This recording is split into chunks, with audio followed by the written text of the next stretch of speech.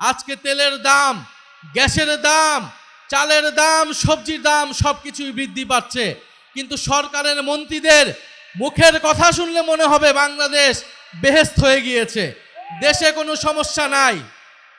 ফলে এই যখন দেশের পরিস্থিতি, তারা তাদের পেজ থেকে নিত্য প্রয়োজনীয় দ্রব্যমূল্যের একটা চার্ট দিয়েছে, দেখেছেন আপনারা? আমরা জানতে চাই এটা কোন বাজারের চার্ট, আমরা সেই বাজার থেকে বাজার করতে চাই। সবজির দাম কি বাড়ছে, কমছে না বাড়ছে? ব্রয়লার মুরগির দাম কি কমছে না বাড়ছে?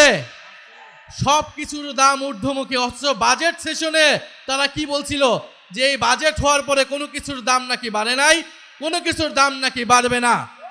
এইরকম একের পর এক মিথ্যা কথা তারা বলে যাচ্ছে।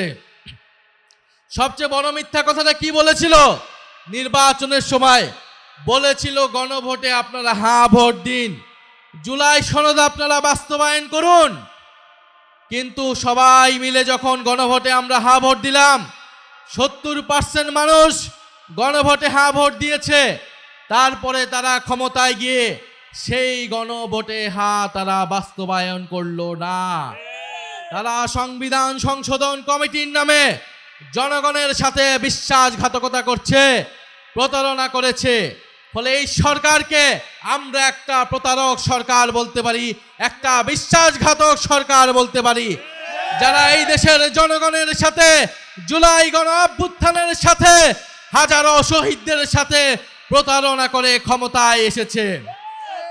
যার বক্তব্য শোনার জন্য অধীর আগ্রহী হিসেবে বসে আছেন আজকের সভার প্রধান অতিথি, এক দফার ঘোষক, বাংলাদেশ জাতীয় নাগরিক পার্টির সম্মানিত আহ্বায়ক, বিরোধী দলীয় chief whip Nahid Islam Nahid MP এই পর্যায়ে আপনাদের সামনে মূল্যবান বক্তব্য নিয়ে আসেন। ইনকিলাব ইনকিলাব ইনকিলাব ইনকিলাব, জিন্দাবাদ জিন্দাবাদ। আসসালামু আলাইকুম। প্রিয় উপস্থিতি, জাতীয় নাগরিক পার্টি এনসিপি ঢাকা মহানগর দক্ষিণ কর্তৃক আয়োজিত আজকের এই গণসমাবেশে উপস্থিত আছেন ঢাকা মহানগর এনসিপি দক্ষিণের সংগ্রামী আহ্বায়ক, আপনাদের সুখে দুঃখে আন্দোলনে রাজপথে সংগ্রামে যিনি নেতৃত্ব দিয়ে যাচ্ছেন জনাব ইসাক সরকার। আরও উপস্থিত আছেন জাতীয় নাগরিক পার্টি এনসিপির মুখপাত্র, জুলাই বিপ্লবের অন্যতম সংগ্রামী যোদ্ধা জনাব আসিফ মাহমুদ সহ জাতীয় নাগরিক পার্টি এনসিপির কেন্দ্রীয় নেতৃবৃন্দ এবং মহানগর দক্ষিণের বিভিন্ন পর্যায়ের নেতৃবৃন্দ। আপনারা জানেন যে পুরো বাংলাদেশ তীব্র জ্বালানি সংকটে ভুগতেছে এই মুহূর্তে, এবং আমরা বলেছি সরকারের অপরিকল্পনা, সরকারের নজিরবিহীন লুটপাট, দুর্নীতি এর জন্য দায়ী। তারেক রহমান বর্তমান সরকার প্রধান, উনি যখন দেশে এসেছিলেন, প্রথম দেশে এসে কি বলেছিলেন আপনাদের মনে আছে? উনি এসে বলেছিলেন যে আই হ্যাভ এ প্ল্যান। ওনার কি আছে? একটা প্ল্যান আছে। তো এই প্ল্যান আপনারা 5 মাসে 6 মাসে দেখছেন? পুরা বাংলাদেশ কিন্তু তারেক রহমানের প্ল্যান দেখে ফেলেছে। তারা বলেছিল নির্বাচিত সরকার আসলেই দেশের সব সমস্যার সমাধান হবে, রাজনৈতিক সরকার আসলেই দেশের আইন শৃঙ্খলা ঠিক হয়ে যাবে, দেশের অর্থনীতি ঠিক হয়ে যাবে। কিন্তু আমরা দেখলাম নির্বাচিত সরকার আসার পরে দেশের আইন শৃঙ্খলার পরিবেশ আগের তুলনায় আরো বাজে হয়েছে, দেশের চাঁদাবাজি আগের তুলনায় আরো বেড়েছে, দেশের দুর্নীতি আগের তুলনায় আরো বেড়েছে। এখন তো মন্ত্রীদের ছেলেরাও নাকি দুর্নীতি করছে বিভিন্ন মন্ত্রণালয় থেকে, বাপের দোয়া মায়ের দোয়া কমিটি হচ্ছে, লুটপাট হচ্ছে, দুর্নীতি হচ্ছে।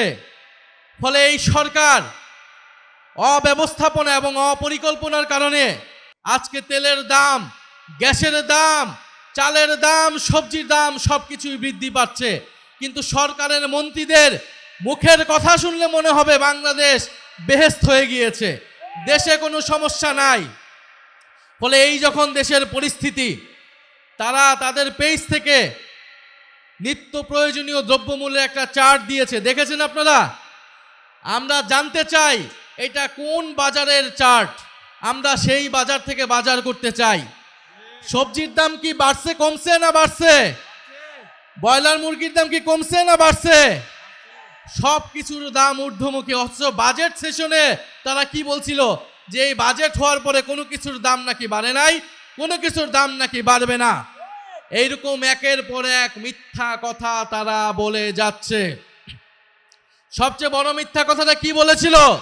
নির্বাচনের সময় বলেছিল গণভোটে আপনারা হ্যাঁ ভোট দিন, জুলাই সনদ আপনারা বাস্তবায়ন করুন। কিন্তু সবাই মিলে যখন গণভোটে আমরা হ্যাঁ ভোট দিলাম, 70% মানুষ গণভোটে হ্যাঁ ভোট দিয়েছে। তারপরে তারা ক্ষমতায় গিয়ে সেই গণভোটে হ্যাঁ তারা বাস্তবায়ন করলো না। তারা সংবিধান সংশোধন কমিটির নামে জনগণের সাথে বিশ্বাসঘাতকতা করছে, প্রতারণা করেছে। ফলে এই সরকারকে আমরা একটা প্রতারক সরকার বলতে পারি, একটা বিশ্বাসঘাতক সরকার বলতে পারি, যারা এই দেশের জনগণের সাথে, জুলাই গণ অভ্যুত্থানের সাথে, হাজারো শহীদদের সাথে প্রতারণা করে ক্ষমতায় এসেছে।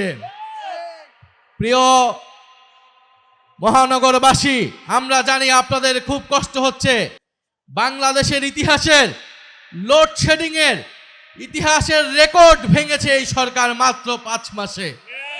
আমরা 2001 থেকে 6 এর ঘটনা জানি। লোডশেডিং কিভাবে হয়েছিল, কিভাবে খাম্বা ছিল কিন্তু বিদ্যুৎ ছিল না। আমরা একই রকম দেশ আবারও দেখতে পাচ্ছি। দেশে বিদ্যুৎ নাই, গ্যাস নাই, জ্বালানি নাই। গ্যাসের দাম বাড়ানো হয়েছে, তেলের দাম বাড়ানো হয়েছে, ভুতুরে বিল আসছে। বিদ্যুৎ একদিকে নাই, অন্যদিকে ভুতুরে বিল আসছে সকলের বাসায়। এই হচ্ছে দেশের পরিস্থিতি। তখন আমরা দেখতে পাচ্ছি যে তেলকে বেসরকারীকরণ করা হচ্ছে। একটা বেসরকারি কোম্পানির হাতে দেশের তেলের নিয়ন্ত্রণ, বাজারজাত, আমদানি সবকিছু তড়িঘড়ি করে তুলে দেওয়া হচ্ছে, পায়তারা করা হচ্ছে।